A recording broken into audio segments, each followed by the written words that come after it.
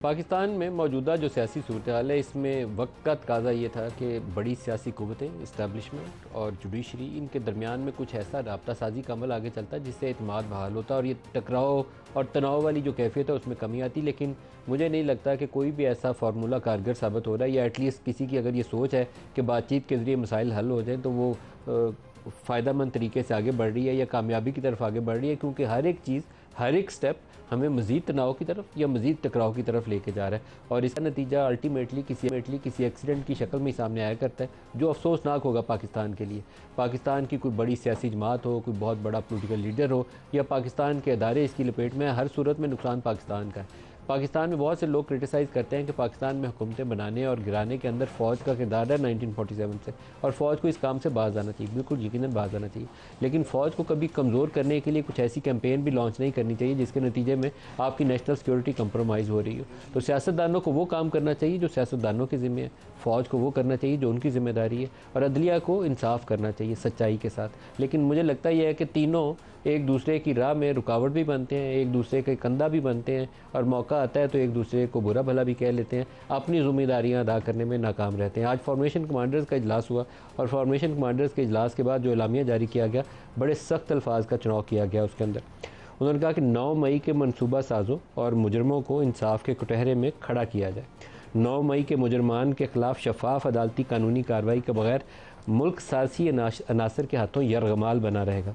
अदारों और अफवाद के ख़िलाफ़ डिजिटल दहशतगर्दी, ये डिजिटल टेररिज्म एक टर्म है जो रिसेंटली इंट्रोड्यूस करवाई गई।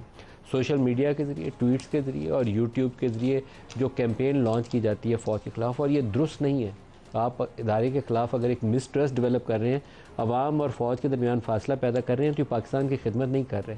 आपको बार बार कहना चाहिए कि हुकूमतें बनाने और गिराने में फ़ौज का किरदार नहीं होना चाहिए, लेकिन आपको अपनी ज़ात के ऊपर भी तो उसका अमल करना चाहिए। रात को जाके जब डालने कि सुबह मेरी हुकूमत बना दो, इसकी गिरा दो, तो वो इतलाक़ पहले अपनी ज़ात पे करें और पूरे अदारे को कभी इसका निशाना मत बनाएं। लेकिन यहाँ पर सूरत हाल उससे उलट है।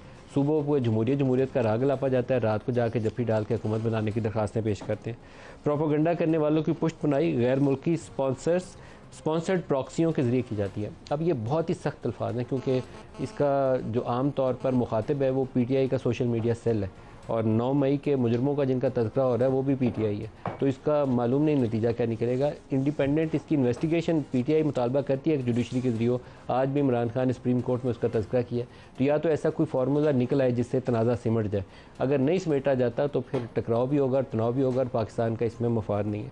दूसरा, सुप्रीम कोर्ट में मामला नैब तरामीम के हवाले से है, और नैब तरामीम के हवाले से जब मामला आएगा तो फिर गुज़श्ता रोज़ जो शहबाज शरीफ साहब ने बयान दिया, शहबाज शरीफ साहब ने अपने बयान के अंदर कहा था कि अदलिया के अंदर कुछ खाली भेड़ें इमरान खान की ज़मानत के लिए कुछ कोशिश कर रही हैं। अब ये बहुत सख्त अल्फाज थे, और लगता ये था कि सुप्रीम कोर्ट को और इस्लामाबाद हाई कोर्ट को मैसेज दिया गया। एटलीस्ट शहबाज शरीफ के अल्फाज से बिल्कुल खुला अगर तासुर कायम करना हो तो एज ए जर्नलिस्ट मैं यही तासुर कायम कर सका था कि ये सुप्रीम कोर्ट और इस्लामाबाद हाई कोर्ट के लिए पैगाम है, जहाँ इमरान के केसेस लगे हुए हैं और ज़मानतें हो रही हैं या केस डिसमिस हो रहे हैं, तो ये ऐसा ही कुछ होने वाला है। तो उन्होंने काली भेड़ें कहा था, तो आज उसके ऊपर जस्टिस अतर निल्ला साहब ने उसका तज़किरा भी किया और कहा कि हम काली भेड़ें नहीं हैं, और ये कहा कि हम बम्बल बीस या काली भेड़ हैं। अब इससे मुराद जो भी उनकी होगी मैं उसकी वजाहत में नहीं जाता, लेकिन आप बराह रास्त जुडिशरी को अगर काली भेड़ें कहें जिनके सामने हाई प्रोफाइल पोलिटिकल केसेस लगे हुए हैं, तो तरीकाकार दुरुस्त नहीं है। उसका जवाब वहाँ से आया। अब नैब तरामीम के ऊपर जो गुफ्तगू चल रही है, उसी नैब तरामीम के हवाले से जब सवाल जवाब किया गया तो उन्होंने पूछा कि जराइम की नोयत के हवाले से पूछा। फिर ये पूछा कि नैब तरामीम से नवाज़ शरीफ को असासा केस में फ़ायदा नहीं मिला, ये सवाल किया जस्टिस अतर निल्ला ने। नैब सेक्शन 9A-5 में तरमीम करके नवाज़ शरीफ की सज़ा ख़त्म नहीं की गई, ये भी जस्टिस अतर कह रहे हैं। नवाज़ शरीफ का केस एहसासों का था जिसमें बारे सबूत वाली शिक तब्दील की गई, और ये सही है, 9A में तब्दीली की गई। अक़लीती राय में साबिक जजेज़ और जर्नलों को कानून से इस्तिस्ना नहीं मिलना चाहिए। किसी जज को नैब कानून से कैसे इस्तिस्ना दिया जा सकता है? जजेज़ मुक़द्दस गाय नहीं है, ये खुद सुप्रीम कोर्ट कह रही है। फिर उन्होंने सुप्रीम कोर्ट के जो नैब ऑर्डिनेंस जारी किया था उसके ऊपर भी सवाल उठाए। उन्होंने कहा कि रिमांड को 14 से 40 दिन करने का मकसद क्या है, और ये बिल्कुल जायज़ सवाल है, क्योंकि अभी रिसेंटली इसको 14 रोज़ किया गया था और कहा जाता था काला कानून है, 90 रोज़ नैब की हिरासत में किसी को डाल दिया जाता है, ज़मानत भी नहीं होती, और उसको 14 रोज़ किया गया। और 14 से सीधा 40 की छलांग इसलिए मार दी कि जिसने अपनी सज़ा माफ़ करवानी थी और मुकदमे ख़त्म करवाने थे वो करवा चुके हैं, और अभी पीटीआई की बारी उन्होंने कहा दोबारा 40 कर दो। तो ये कंट्रोवर्शियल चीज़ें हैं, सुप्रीम कोर्ट इसको देखेगी तो इसके ऊपर कोई फ़ैसला देगी, फिर आप उसे काली भेड़ें कहें या बम्बल भी कहें, जो भी कहें, लेकिन उसका नतीजा तो सामने आएगा। आज प्रोग्राम में इन दोनों टॉपिक्स को डिस्कस करेंगे। हमारे साथ तमाम शख्सियात हैं। ज़रताज गुल साहब हैं पाकिस्तान तहरीक इंसाफ से, और डॉक्टर तारिक फजल चौधरी साहब हैं PMLN से। दोनों को खुश आमदीद कहता हूँ। ज़रताज, जो फॉर्मेशन कमांडर्स की आज की स्टेटमेंट है, बहुत सख्त अल्फाज का चुनाव किया गया, डिजिटल टेररिज्म का लफ्ज़ इस्तेमाल किया गया, 9 मई के मुजरमान का तज़किरा है कि इनको सज़ा दिए बगैर पाकिस्तान आगे नहीं बढ़ सकता। तो आपका रिएक्शन क्या है इसके ऊपर? थैंक यू माई साहब, thank you for inviting me. सबसे पहले आपने इंट्रो में ये भी जिक्र किया आज जो खान साहब की नैब के केसेस में सुप्रीम कोर्ट को लेते हैं नैब वाले को पहले इसका मैं आपको वही बताती हूँ। वहाँ पे खान साहब ने 3 बातें की। सबसे पहले उन्होंने बात की कि ह्यूमन राइट्स के वायलेशन जो पाकिस्तान में इस वक्त हो रही है उसके बारे में हमारा केस है, आप उस एप्लीकेशन आई हुई है उसके ऊपर ज़रूर बात करनी चाहिए।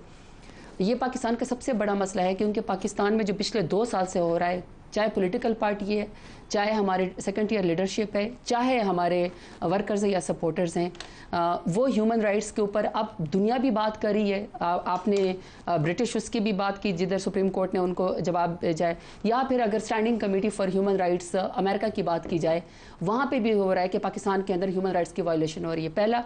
सेकेंड, उन्होंने कहा कि 8 मई को 8 फरवरी को जब 8 फरवरी को इंतखाबात हुए, इतने हॉस्टाइल सिचुएशन के बावजूद अगर आपने मुल्क में ह्यूमन राइट्स की वायलेशन ख़त्म करनी है, अगर आपने किसी को दबाना नहीं है, अगर आपने किसी को सज़ा नहीं देनी, आप चाहते हैं कि मुल्क आगे बढ़े, सही तरीके से आगे बढ़े, तो ज़ाहिर बात है उन नुमाइंदों को कुर्सी के ऊपर बैठना चाहिए जिनको आवाम ने वोट दिया। और 8 फरवरी को हमारा मैंडेट था, हमें वो वोट चोरी हुआ है। मैं इसी पर आ रही हूँ, मलिक साहब, ये मैं इसी के ऊपर आ रही हूँ। तीसरा, खान साहब ने कहा 9 मई के मुजरमान के खिलाफ शफाफ अदालती कार्रवाई, कानूनी कार्रवाई के बगैर मुल्क साजिशी अनासर के हाथों बात सुन, ये मैं आपको ये कह रही हूँ। मैंने तीसरा पॉइंट लिखा हुआ है कि खान साहब ने आज सुप्रीम कोर्ट में कहा है कि 9 मई की हमने इंक्वायरी के बारे में बात की है, क्योंकि बार बार मैं एक ही बात करती हूँ, चाहे जिस फोरम पे बैठी हुई हूँ, 9 मई के बेनिफिशरी पीटीआई नहीं है। 9 मई से पाकिस्तान तहरीक इंसाफ को नुकसान हुआ है।